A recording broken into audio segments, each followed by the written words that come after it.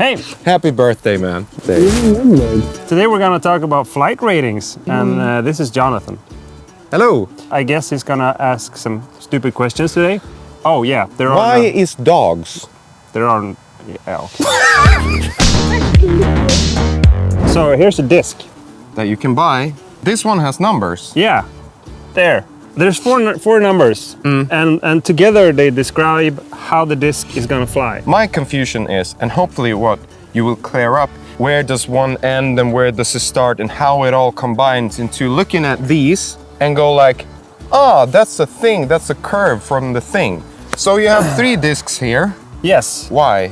Well, we're talking about the first number now, and that's the speed number. They go from 1 to 15, 15 being the fastest one. It describes how good the disc is at maintaining its speed. Because the initial speed on every throw is like you can put the same power.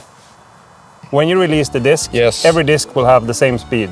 Yeah. It describes how good the disc is at maintaining that speed for as long as possible. Okay, so then if I have a speed 15, does that mean further throws? We'll come to that. And it describes how aerodynamic they are. For example, this one, the putter, it has speed 2. Yes. And you can see that a lot of air is gonna hit this and so slow it down. Hence the lower speed number. Yes. And here, the fuse, speed 5, a little bit more aerodynamical, more rim width, more of a wing feel to it than this. This is just like throwing a brick almost. And then you have the 14, which is very sharp. It cuts the air. Yeah. Very aerodynamical. But then the big but. The higher the number, the more power you need to put behind the disc to get the benefits of it. The fast speed discs, they're more difficult to throw. Good technique, and you need good amount of power to actually benefit. I've heard this also with the speed that is set by the rim width. It's true in almost all cases. You can have a rim width here, like it's about 1 centimeter, but how high is it also? More like a higher rim, yeah. It's gonna hit more air and it's gonna slow down more. We're gonna try this also in an upcoming video where we try every speed. You as a very good player, me as a player, to see which you can throw furthest and which I can throw furthest. For science. So. You have it's a tree thing on your face. A gift perhaps. En kotte. From mother. It was not a Kati. Second number, that's glide. And what is it? Glide. I would say the disc's ability to stay in the air. And it's how it's shaped. How is it designed aerodynamically? Because you want the airflow to curve over it. Yeah. I'm not 100% sure of that. Yeah. I'm not super smart about this. You want the low air pressure here and high air pressure here. And a high number means that it's very good at staying in the air. This is a 7. A river has 7. Why not make all of the discs very, very glidey then?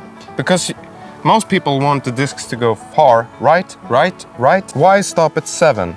Yeah. Why not 8 or 9? Both have benefits. High glide means that you can get a lot of good distance. Yeah. And low glide means that you have better accuracy. So you want different glides for different purposes? Yes. Upshot, glide, far. Yes. Let's see the good glide with 7 and then 2 here. Can you hold that one? And I'm gonna throw the low glide first.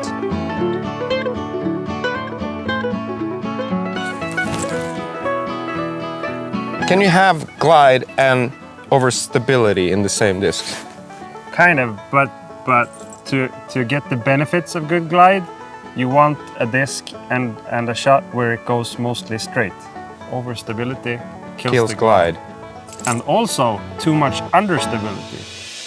Yeah, sluta spänna inne. Kidding! We got number 3. Third number is turn, meaning how does the disc turn in the initial and middle part of the flight. Understable discs has low minus numbers. Overstable discs has 0 to +1. Here's a person. Where's me? This is you.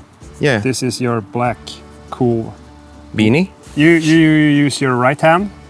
The disc spins it spins that way. Yeah. And an understable disc is going to go to the right. And everything that would land to the left of this would be on the overstable side of things. Where does glide end and then the turn starts? Or is it just glide is throughout the whole throw?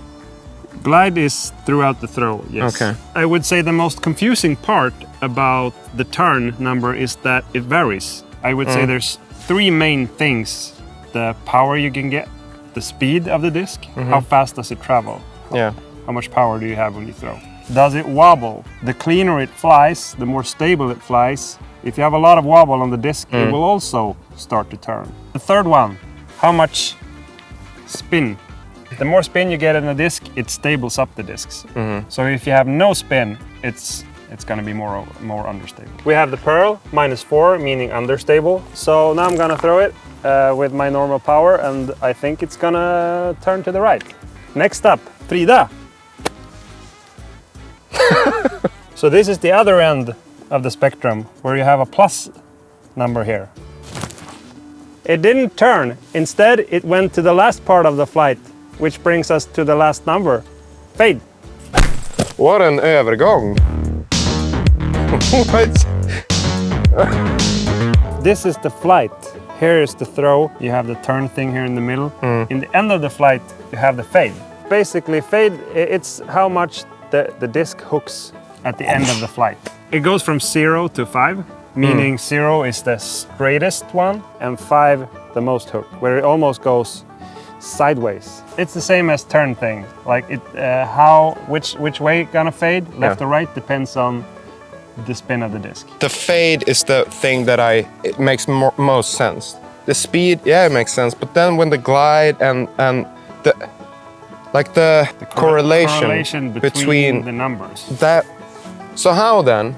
There's 7,000 people in the world, and everyone throws differently. Small newborn babies, they throw differently. How can you make it universal? How can you make it so it makes sense to most people? When we set the numbers, we try to have a base throw.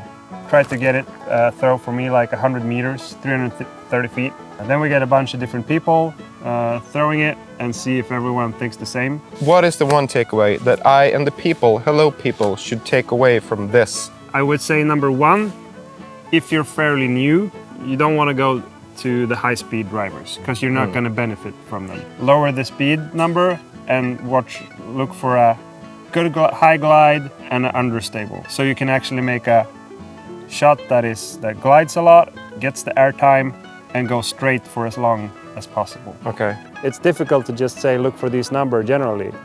You have to think, okay, for this kind of shot, what kind of numbers do I need then? But understanding the basic of them makes it way easier to know what you're looking for. Det vore så vänligt om du filmade. 5 views. That was good.